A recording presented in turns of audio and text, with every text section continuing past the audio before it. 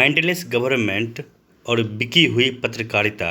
दोनों अगर एक जगह देखना हो तो लोगों को बिहार में आकर देखना चाहिए। कल जो बिहार सरकार के द्वारा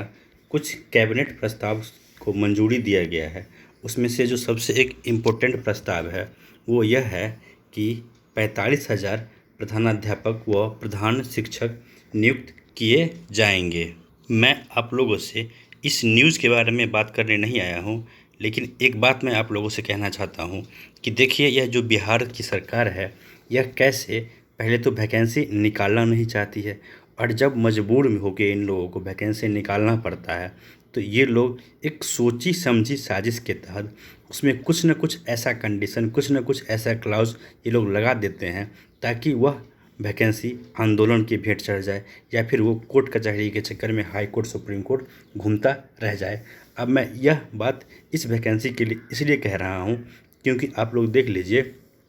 ये जो 45,000 प्रधानाध्यापक का वैकेंसी जो कि आने वाला है बिहार में, इसमें गवर्नमेंट ने कितना बड़ा खेला किया है। गवर्नमेंट ने साफ साफ इसमें कंडीशन लगा दिया है कि इस कंपटीशन के लिए, इस एग्ज़ाम के लिए वही लोग फॉर्म भर पाएंगे जिनके पास 8 से 10 साल का एक्सपीरियंस होगा। तो अब ज़रा आप लोग सोच के देखिए कि सरकार का लक्ष्य क्या होना चाहिए। जो बेरोज़गार हैं उनको रोज़गार दिया जाए, या फिर जो लोग ऑलरेडी रोज़गार में हैं उनको रोज़गार दिया जाए।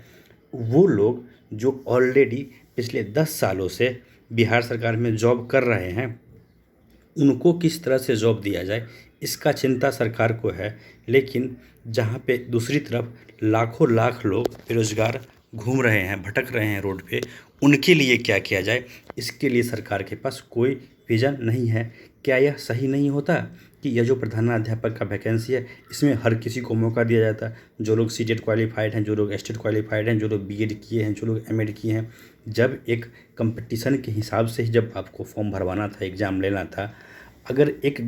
ग्रेजुएट, एक नॉर्मल ग्रेजुएट आईएएस बन सकता है, एक नॉर्मल ग्रेजुएट बीपीएससी क्वालिफाई करके डीएसपी बन सकता है,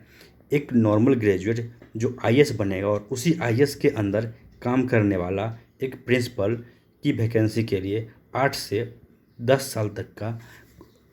8 से 10 साल तक का मैं ये कहना चाह रहा हूँ कि एक्सपीरियंस रखना कहाँ तक जायज़ है।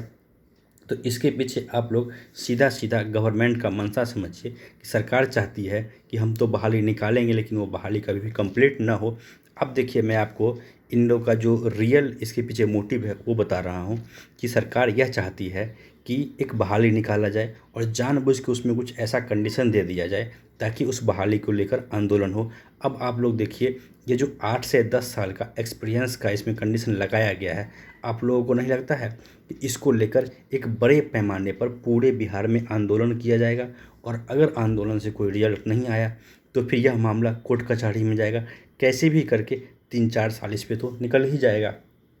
इसके बाद जो इस सरकार के शिक्षा मंत्री आएंगे, वो यह बयान देंगे कि देखिए, मैंने जब आया, हमारी जब सरकार आई, मैं जब से शिक्षा मंत्री बना हूँ, मैं खुद कोर्ट गया हूँ और कोर्ट से निर्णय लेकर आया हूँ। अरे सर साहब, इस बहाली को या फिर किसी भी बिहार के बहाली को कोर्ट कचहरी में ले कौन जाता है? जब आप लोग नोटिफिकेशन निकालते हो बहाली के लिए, जानबूझकर आप लोग ऐसा कंडीशंस रखते हो, ऐसा शर्त रखते हो, ऐसा नियम बना देते हो, ऐसे क्लॉज डाल देते हो उसमें, ताकि उस पर आंदोलन हो और फिर से वह कोर्ट कचहरी के चक्कर में झूल जाए। आप लोगों को अभी पता ही है, एस्टेट 2019 का मुद्दा चल रहा है। एस्टेट 19 में जब गवर्नमेंट ने साफ साफ कह दिया कि क्वालिफाइड होगा और फिर उसमें से मेरिट और नॉन मेरिट बनाया जाएगा, और जो लोग मेरिट में आएंगे उनको सीधे सीधे नियोजन या फिर नियुक्ति करने की बात कही गई थी। जब मेरिट लिस्ट बन गया और सरकार अपने नोटिफिकेशन से पीछे हट गई, तो इस बात का क्या गारंटी है कि जो लोग 8 से 10 साल एक्सपीरियंस वाले टीचर हैं आज बिहार में, जब वो लोग फॉर्म भरेंगे और जब वो लोग क्वालिफाई होके जब उन लोगों का मेरिट लिस्ट बनेगा, तो फिर से एक बार यह बिहार की धूर्त सरकार उन लोगों से धोखा नहीं करेगी और जानबूझकर धोखा करेगी। एस्टेट 19 में सरकार ने जानबूझकर लोगों के साथ धोखा किया ताकि यह बहाली कोर्ट कचहरी और आंदोलन के भेंट चढ़ जाए।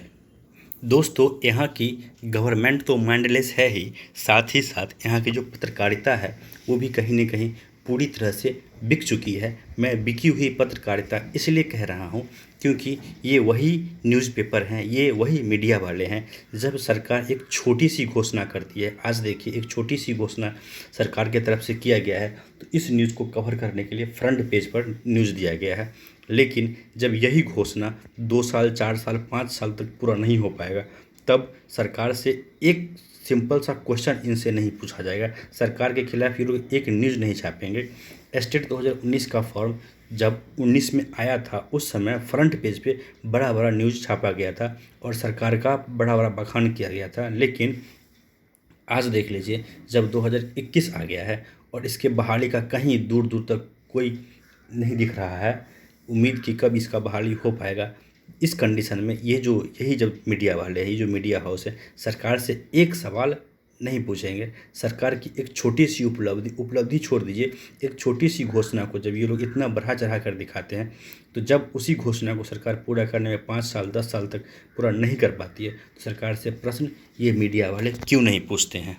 तो ऐसे कंडीशन में यह क्यों नहीं माना जाए कि ये जो मीडिया वाले हैं, ये जो पत्रकार हैं, ये कहीं ना कहीं एक तरह से सरकार का माउथ पीस का काम कर रहे हैं। जो सरकार कहती है वो ये सुनते हैं, जो सरकार कहती है यही ये लोग लिखते हैं। मुख्यमंत्री जी अगर अपना इलाज कराने दिल्ली के एम्स जाते हैं, वह न्यूज़ तो बड़े बड़े अक्षरों में हेडिंग बनकर आता है, और वही उसी मुख्यमंत्री के राज्य में हज़ारों लोग स्वास्थ्य के अभाव में मर जाते हैं, वह न्यूज़ कहीं नहीं दिखता है।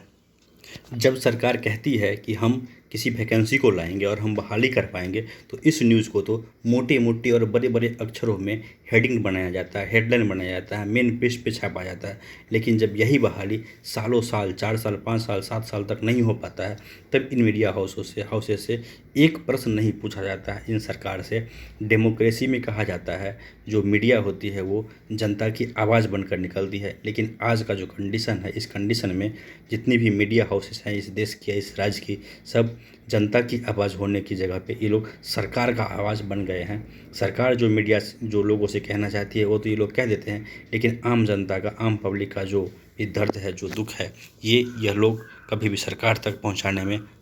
सफल नहीं हो पाते हैं। पूरी तरह से ये लोग नाकाम हैं। तो दोस्तों, इसीलिए मैंने इस वीडियो के स्टार्टिंग में ही कहा था आपसे कि अगर माइंडलेस गवर्नमेंट और बिकी हुई पत्रकारिता देखना है किसी को, तो बिहार में आकर देखना चाहिए। दोस्तों, मैंने अपना काम कर दिया है, अब आप लोगों की जिम्मेदारी है कि इस वीडियो को आप लोग शेयर करके जो ये गूंगी बहरी सरकार हो गई है, जो ना कुछ देखना चाहती है ना सुनना चाहती है, उन तक पहुँचाइए, ताकि इनको यह एहसास हो कि लोगों ने अब आवाज़ उठाना शुरू कर दिया है। अगर ये लोग अभी भी नहीं सुनेंगे तो अब लोग आवाज़ नहीं उठाएंगे, अब लोग एक्शन लेंगे, और जब एक्शन होगा तो वो बहुत बुरा एक्शन होगा। और कहीं ऐसा ना हो कि इस बार बिहार में स्टूडेंट्स के द्वारा ऐसा आंदोलन किया जाए कि लोग जेपी के आंदोलन को भी बड़ा आंदोलन कर दें। दोस्तों, इस वीडियो में इतना ही। वीडियो देखने के लिए आप लोगों का बहुत बहुत धन्यवाद।